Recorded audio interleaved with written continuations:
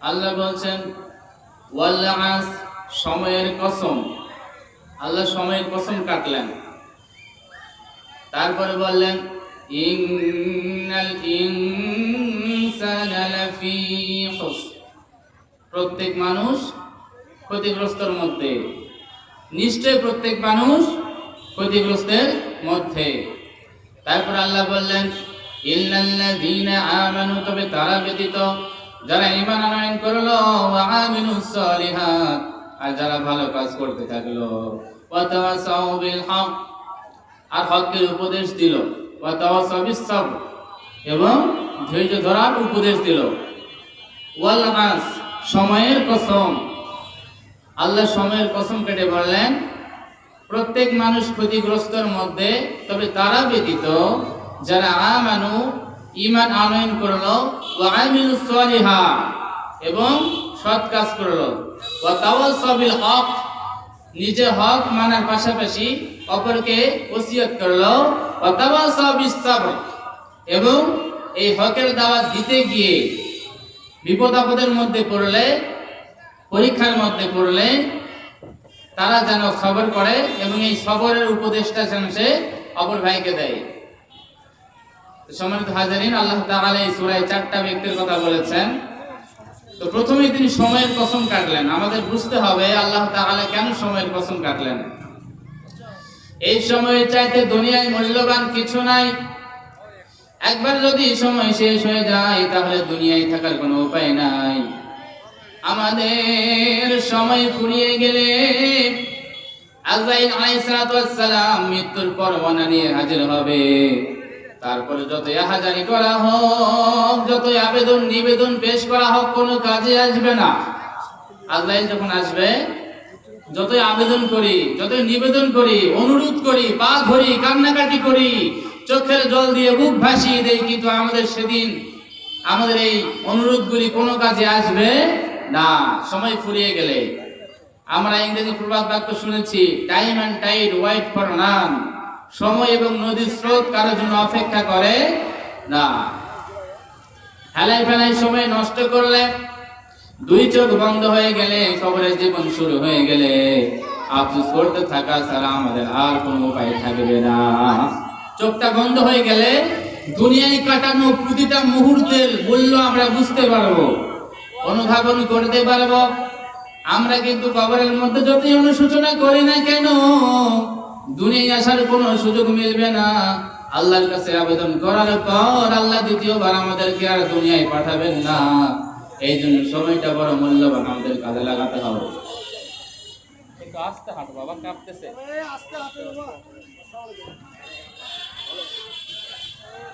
এই জন্য আল্লাহ তাআলা আমাদেরকে দুনিয়ায় যে সময় দিলেন, এই সময়টার সদ্ব্যবহার করতে হবে। সময়ের সদ্ব্যবহার করতে না পারলে আমাদের যেমন করে পরীক্ষা দিতে গেলে,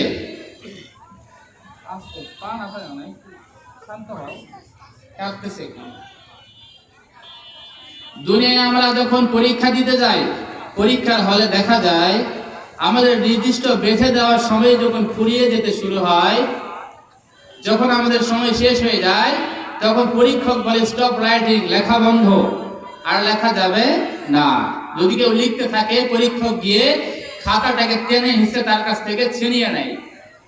এরকম করে দুনিয়ায় যখন আমাদের পরীক্ষা দেওয়ার সময় শেষ হয়ে যাবে, আমাদের সময়গুলি ফুরিয়ে যাবে, যখন দুনিয়ায় আমাদের হায়াতে জিন্দেগি শেষ হয়ে যাবে, আজরাইল আলাইহিস সালাতু ওয়াস সালাম যখন আমাদের জান পাখিটাকে মুষ্টিবদ্ধ করে হরণ করবেন, যখন দুনিয়ার পরীক্ষার সময় শেষ হয়ে যাবে, যতই পা ধরি না কেন, কেঁদে কেঁদে বুক ভাসিয়ে দিয়ে আজরাইল আলাইহিস সালাতু সালামকে অনুরোধ করি না কেন, সেদিন আমাদের অনুরোধ করি কোনো কাজে আসবে না। সেদিন আমাদের কোনো চাওয়াকে দেওয়া হবে না, আমাদের চাওয়া কবুল হবে না। এই জন্য কবরে যাওয়ার পূর্বে আমাদেরকে সতর্ক হতে হবে। আর আমাদের দুনিয়ার সবচাইতে মূল্যবান বস্তু হলো সময়।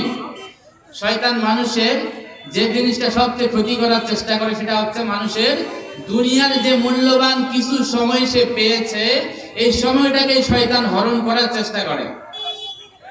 চলে বলে কলে কৌশলে শয়তানের শুধু একটাই লক্ষ্য, কিভাবে আদমের দুনিয়ার সময়টাকে নষ্ট করা যায়, কিভাবে আদম সন্তানের দুনিয়ার সময়টাকে আল্লাহর নাফরমানিতে কাটিয়ে দেওয়া যায়, কিভাবে তাকে বেঈমান করে দুনিয়া থেকে নিয়ে যাওয়া যায়। এই জন্য সময় খুবই মূল্যবান। শয়তান আমাদেরকে বিভিন্ন ভাবে ট্র্যাপে ফেলে, ফাঁদে ফেলে, আমাদের কুমন্ত্রণা দিয়ে বিভিন্ন ভাবে আমাদের সময়গুলিকে হরণ করার চেষ্টা করে। আসলে আমরা একটা উদাহরণ শুনবো, সেটা হচ্ছে যে এলাকায় যুদ্ধ হয়, যে এলাকাগুলিতে যুদ্ধ হয়, তো জঙ্গলের পথে ফাঁকা জায়গাগুলিতে গর্ত খনন করে তার ভিতরে গাছের ডালপালাগুলি মাথা সুচালো করে কিংবা বল্লমগুলি গেঁথে দেওয়া হয়, তার উপরে আবর্জনা দিয়ে ঢেকে দেওয়া হয়। তারপর কোন সৈন্যদল ভুল করে সেই পথ দিয়ে যাওয়ার সময় যেই না সেই খাদের উপরে পা দেয়, পাটা ফসকে গিয়ে নিচে পড়ে গিয়ে ওই তীরের আঘাতে, সুচালো ডালের আঘাতে তার পা ছিন্ন বিচ্ছিন্ন হয়ে যায়, সেই ব্যক্তি মৃত্যু মুখে পতিত হয় এবং অনেক সৈন্য আহত হয়। তাহলে এটা হচ্ছে একটা ফাঁদ, যেটা দেখা যায় না কিন্তু ফাঁদ পাতা রয়েছিল। আবার আধুনিক যুগে মাইন, মানে পা রাখার সঙ্গে সঙ্গে যে বোমাগুলি বাস্ট হয়, এই মাইন পুঁতে রেখে কি করা হয়, সৈন্যদেরকে ক্ষতি করার চেষ্টা করা হয়। এটা হচ্ছে যুদ্ধের একটা কৌশল। কিন্তু আমাদের বিরুদ্ধে শয়তান সবচাইতে বড় যুদ্ধে নেমে পড়েছে। দুনিয়ার শুরু থেকে শেষ পর্যন্ত শয়তান আদম সন্তানের ক্ষতি করবে। যেভাবে হোক না কেন আদম সন্তানের সময়টাকে সে চুরি করবে, ক্ষতি করবে, আমাদের আদম সন্তানদেরকে জাহান্নামী করবে।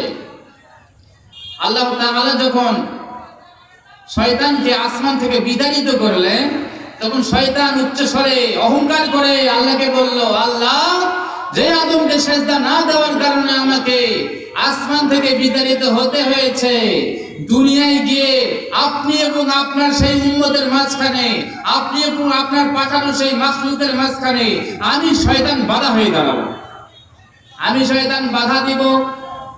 যে ব্যক্তি আপনার নামাজ আদায় করতে যাবে, তাকে নামাজ থেকে কষ্ট করে তুলে ধরব। যে ব্যক্তি রোজা রাখতে যাবে, তাকে ক্ষুধাটাকে আরো বেশি করে তাকে উপলব্ধি করাবো। এই ব্যক্তি খারাপ দৃষ্টির দিকে তাকাবে, তার দৃষ্টি আর ফিরে আনতে দিব না। শয়তান বলেন, আল্লাহ, আপনি এবং আপনার বান্দার মধ্যে আমি দাঁড়িয়ে যাব। তো শয়তান কি করে, আমাদের বেঁধে দেওয়া সময়টাকে নষ্ট করার জন্য সে বদ্ধপরিকর, সে চলে বলে কলে কৌশলে আমাদের সময়টাকে চুরি করতে চায়। কিন্তু আমাদের সময় চাইতে মূল্যবান আর কোনো সময় নাই। আমরা যদি একবার এই দুনিয়া থেকে বিদায় হয়ে যাই, দ্বিতীয়বার আর আল্লাহ তাআলা আমাদেরকে দুনিয়ায় পাঠাবেন না। কিন্তু যাদের দুনিয়ার জীবন ব্যর্থ হয়ে যায়, কবরটা জাহান্নামের গর্ত হয়ে যাবে, তারা আল্লাহর কাছে বলবে, আল্লাহ, দয়া করে আর একটি বারের জন্য আমাদেরকে দুনিয়ায় পাঠিয়ে দেওয়া হোক, আর একটি বার আমাদেরকে দুনিয়ায় পাঠাও। দুনিয়ায় যাওয়ার পর আপনার সিজদা ছাড়া আমরা কোনো কাজে আর লিপ্ত হব না, আপনার ইবাদত করা ছাড়া আমরা একটু ক্লান্ত হব না। আল্লাহ, দুনিয়ায় পাঠান, আপনার জিকির দিয়ে আমরা দুনিয়ার এই ছোট্ট জিন্দগি কাটিয়ে দেব। আপনার নামাজ আদায় করব, সৎ কাজ করব, ভালো কাজ করতে থাকব, শয়তানের কথাও শুনবো না, নফসের কথাও শুনবো না, আর খারাপ কাজ কখনো করব না। কিন্তু এই যে কমিটমেন্ট, ওয়াদা, প্রতিশ্রুতি যতই করা হোক না কেন, আল্লাহ তাআলা দ্বিতীয়বার আর কাউকে দুনিয়ায় পাঠাবেন না। মরার আগে আমাদেরকে মরে দেখতে হবে, মৃত্যুর পূর্বেই মৃত্যুর স্বাদ আমাদেরকে অনুধাবন করতে হবে। মৃত্যুর পূর্বেই যদি আমরা মৃত্যুর যে কষ্ট, এটা যদি আমরা অনুধাবন করতে পারি, অবলোকন করতে পারি, তাহলে আমরা সফল কাম। তারপর আল্লাহ বললেন, ইল্লাল্লাযীনা আমানু, তবে তারা ব্যতীত, আমিলুস সলিহাত, যারা সৎ কাজ করে, ঈমান আনয়ন করে, ওয়া তাওয়াসাউ বিল হক, নিজে হক মানার পাশাপাশি অপর ভাইকে হকের দাওয়াত দেয়। তাওয়াসাউ মানে ওসিয়ত করলো। কোন ব্যক্তি যখন মৃত্যুবরণ করে তখন ওসিয়ত করে, এই জমিটা মাদ্রাসায় দিও, এই জমি তুমি নিও, ওই পুকুর তোমার বোনকে দিও, এই টাকা এতিমখানায় পৌঁছে দিও, এইটা তুমি মসজিদে দিও। ওসিয়ত করে, অন্তিম উপদেশ। তো আল্লাহ তাআলা এখানে তাওয়াসাউ শব্দ ব্যবহার করেছেন। তিনি বলেছেন তাওয়াসাউ বিল হক, হকের উপদেশ দেয়, ও তাওয়াসাউ বিস সবর, এবং এই হকের দাওয়াত দিতে গেলে সে যে বাধার মুখে পড়বে, কষ্টের মুখে পড়বে, এই সময় সে যেন সবর করে এবং অপর ভাইকেও সবর করার উপদেশ দেয়। তাহলে সূরা আসরে আল্লাহ তাআলা বললেন, চারটা গুণওয়ালা ব্যক্তির কথা। আমানু, ঈমান আনয়নকারী, ওয়া আমিলুস সলিহা, সৎকর্মকারী, ওয়া তাওয়াসাউ বিল হক, হকের উপদেশ দানকারী, ওয়া তাওয়াসাউ বিস সবর, এবং সবরের উপদেশ দানকারী। এই চারটা শ্রেণী ছাড়া যারাই দুনিয়া থেকে, চারটা গুণ ছাড়া যারা দুনিয়া থেকে বিদায় নিবে, তার প্রত্যেকেই ক্ষতির মধ্যে পড়বে। কে বলছেন? আল্লাহ বলছেন। এই জন্য আল্লাহ তাআলা যেন আমাদের এই স্বল্প মূল্যবান দুনিয়াবী জীবনটাকে বরবাদ করে না দেয়, শয়তান যেন আমাদের সময়টাকে চুরি করতে না পারে। এই জন্য আমরা সদা সর্বদা সতর্ক থাকবো, অ্যালার্ট থাকবো।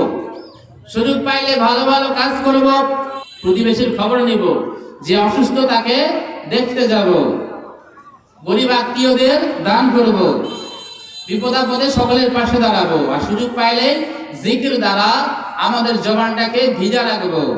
সুযোগ পাইলে নফল নামাজ বাড়িয়ে দেব, সুন্নাত আদায় করব।